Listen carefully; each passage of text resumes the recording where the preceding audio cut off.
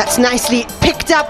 We'll just bounce. অনূর্ধ্ব-19 যুব বিশ্বকাপে super সিক্সের প্রথম ম্যাচে বাংলাদেশ নেপালকে বড় ব্যবধানে হারালেও সেমিফাইনালে ওঠা নিয়ে রয়েছে অনেক বড় কঠিন সমীকরণ। সেমিফাইনালে উঠতে পাকিস্তানকে হারাতে হবে বড় ব্যবধানে। সম্মানিত ভিউয়ার্স, এই সকল বিষয়ে বিস্তারিত জানতে ভিডিওটি না টেনে সম্পূর্ণ দেখতে থাকুন। আর আপনি যদি আমাদের চ্যানেলে নতুন হয়ে থাকেন তাহলে আমাদের চ্যানেলটিকে সাবস্ক্রাইব করে পাশেই থাকুন। সুপার সিক্সে বাংলাদেশ ম্যাচ পেয়েছে দুটি, এর মধ্যে প্রথম ম্যাচে নেপালকে বড় ব্যবধানে হারিয়েছে। আগামীকাল দ্বিতীয় ম্যাচে পাকিস্তানের বিপক্ষে খেলবে বাংলাদেশ অনূর্ধ্ব-19 দল। এই ম্যাচ জিতলে যে বাংলাদেশ সেমিফাইনালে উঠে যাবে ব্যাপারটি তেমন নয়। আইসিসি অনূর্ধ্ব-19 বিশ্বকাপের নতুন নিয়মের কারণে শেষ চারে যেতে হলে অনেক হিসাব মিলিয়ে পাকিস্তানকে হারাতে হবে বাংলাদেশের যুবদের। আগেরবারের মতো এবার 16 দল নিয়ে হচ্ছে আইসিসি অনূর্ধ্ব-19 বিশ্বকাপ। তবে এবার টুর্নামেন্টের ফরম্যাট এসেছে পরিবর্তন। আগে গ্রুপ পর্বে শীর্ষ 8 দল কাপ পর্ব বা সুপার লিগ পর্ব আর তলানের 8 দল প্লেট পর্বে খেললেও এবার 4 গ্রুপের প্রতিটি থেকে 3টি করে দল সুপার সিক্সে খেলার সুযোগ পেয়েছে।